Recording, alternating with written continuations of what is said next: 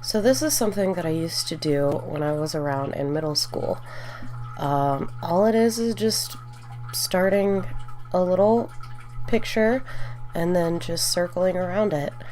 When I was in middle school, though, I used Sharpies because I didn't have a job and I was a drain on society.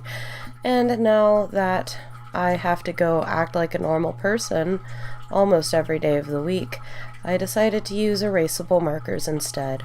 Another thing that is different than when I started this in middle school is that I was doing this with my right hand because I am not left-handed, but that is how I chose to do this because my tattoo is on my right hand.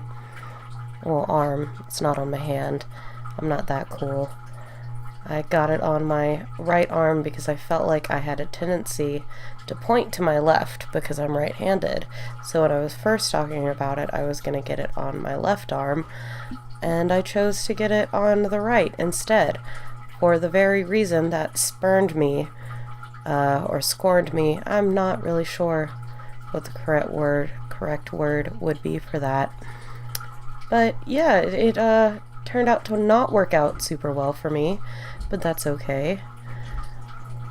So it sounds like people are coming home now, so this recording might be messed up, but who really knows? One thing that I did in middle school that for some reason I keep thinking of it, I guess while thinking about doing this and talking about how I would do this in middle school, it makes me remember. But basically, my biggest memory from middle school was one of my classes. I was in some advanced class, like advanced reading or social studies or something. And I remember reading a lot of books. And one of the books that we read was Lord of the Flies. And at the end of reading that, we had to do a mock trial and put the boys on trial for, murdering people. And my strongest memory is just the fact that I didn't do my work, and I got so upset that I was going to get other people in trouble because I think I was one of the lawyers. I don't remember, but I just remember being so upset that I was going to get other people, I was going to make other people not do as well, that I was just crying. And I'm not a crier, but I was really frustrated with myself at the time, and somebody made fun of me. But, that's just what happens when you're in middle school. You get made fun of, and you make fun of other people. And then you realize that you are a horrible person. Because when you're in middle school, you're probably a horrible person. There's probably some middle schoolers out there that aren't terrible. But, your conscience isn't fully formed. And your morals aren't realized. You only have the morals that people have told you to have. And part of the morals that you have are things that you've seen in TV shows and movies, and you get this idea of how you're supposed to act, even if you're accidentally emulating the bad guys. At least that's how I always felt.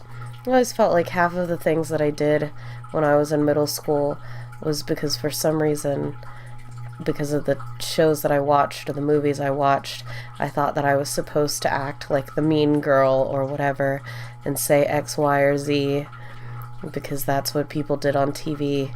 And it took me a little while to realize that that's kind of stupid. And I should just be my own person and do what I want to do.